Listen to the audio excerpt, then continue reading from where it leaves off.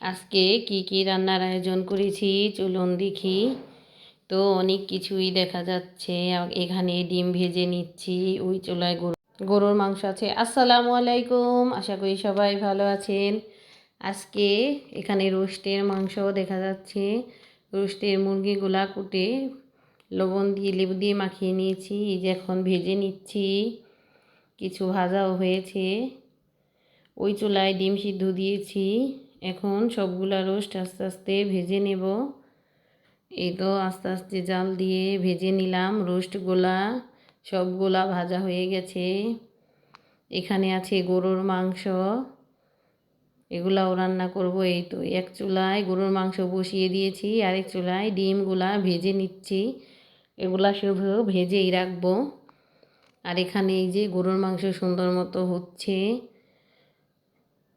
কষানো হচ্ছে এখানে। আর এখানে হলো টিকার জন্য সব কিছু রেডি করে নিয়েছি।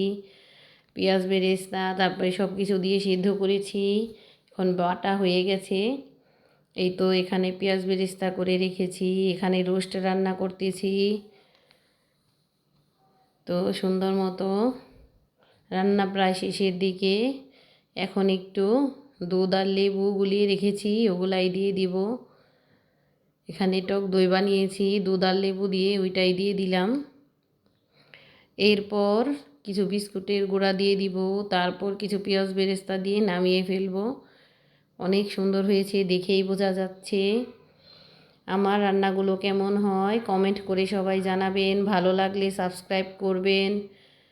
এই তো টিক্কাগুলো ভেজে নিলাম সুন্দর করে, আস্তে আস্তে একদম চুলার জাল কমিয়ে টিক্কা ভাজতেছি। এখানে সালাদ কাটা হচ্ছে, লেবু শসা। এখানে ইলিশ মাছ ভাজা হচ্ছে। এই তো পোলাও রান্না করতেছি, পোলাওটা রান্না হয়ে গেছে, এখন দমে রেখেছি। এখন পেঁয়াজ বেরেস্তা দিয়ে আরেকটু দমে রেখে দিব। তো এখন দেখে নিচ্ছি সবগুলা ফুটেছে কিনা, উল্টিয়ে দিলাম। এই তো সুন্দর মতো হয়ে গিয়েছে, একদম ঝরঝরা হয়েছে, ফুটেছে আবার ঝরঝরাও আছে। এই তো পেঁয়াজ বেরেস্তা দিয়ে দিচ্ছি। কেমন হয়েছে পোলাওটা কমেন্ট করে জানাবেন। এই তো সব রান্না বান্না শেষ করে এখন খাবারের জন্য টেবিলে এসে পড়েছি।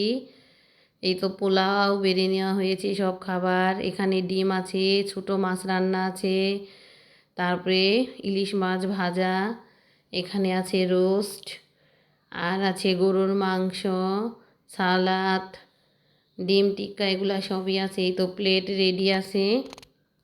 এখন মেহমানরা সবাই খাওয়া দাওয়া করবে। এই ছিল আজকের ভিডিও, ভালো লাগলে কমেন্ট করবেন। আল্লাহ হাফেজ।